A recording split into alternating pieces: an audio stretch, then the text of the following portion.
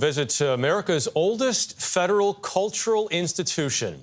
In the new year, the Library of Congress will celebrate its 224th anniversary. Since its founding in 1800, the library has swelled to become the largest in the world, adding about 10,000 items to its collection each day.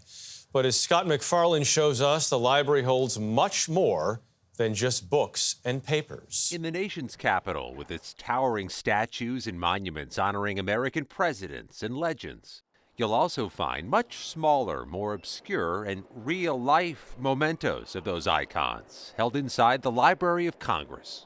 Locks, clippings, and strands of hair from the founding fathers, the presidents, and other icons. We also actually do have a lovely lock of Grant's hair from 1864, and it's right there. That's military hero and the 18th president, Ulysses S. Grant. So he remembered that his wife wanted a lock of his hair, so he got it cut and sent it off.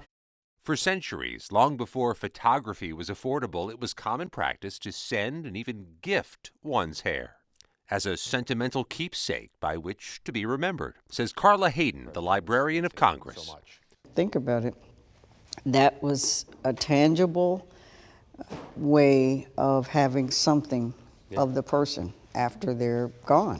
Thomas Jefferson's hair shows beneath his powdered wig he was a redhead.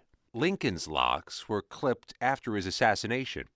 This coil includes 26 strands from Ludwig van Beethoven, obtained by a fan after the musician's death. There is a cultural and individualistic significance to hair.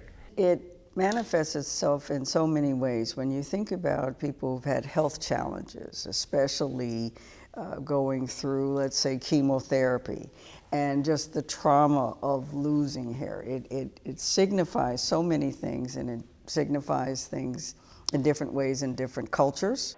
The Library of Congress didn't seek out to find all these locks and strands. They surfaced unexpectedly when the library received other historical belongings, says the library's Michelle Kroll. The hair samples that we have come with larger collections. It's usually diaries, letters, other things that have intellectual and research value.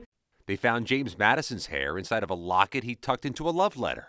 But hair is just one unique example of an enormous range of the collection of artifacts and, yes, books at the library, an inventory which now exceeds 175 million items, filling 836 miles of shelves, longer than the distance between D.C. and Daytona Beach.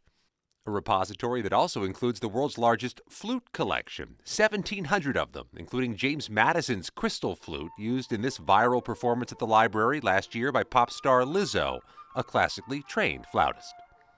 And more than 2,000 turn-of-the-century baseball cards, turn of the 20th century.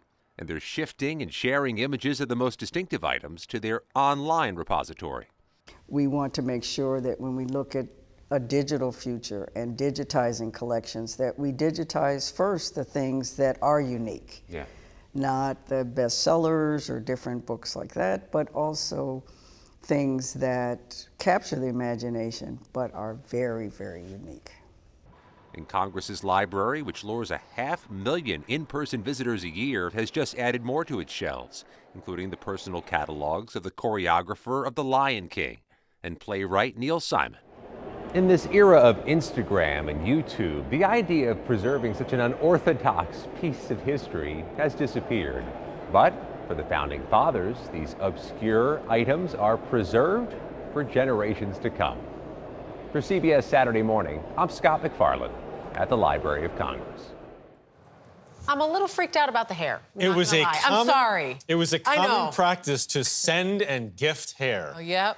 We're not. Anybody have a scissors? I would like to gift my co-anchors Guess some what? hair. No. Yeah, go for it. But no, you can't clone social media. But perhaps in the future, former presidents. I know, I'm going off on it. Where? Hold on a second. I see. She got it from the DNA, from the hair. Where are we Thank you. going? We're going to clone. Clone Thomas Jefferson, Abraham Lincoln. Would that be a It good took me a idea? I second. was like, we're almost there. No. We gotta just push us over there. Just end I line don't- here, I don't- Michelle. I don't Just think hold that's gonna on happen. for another day and a half.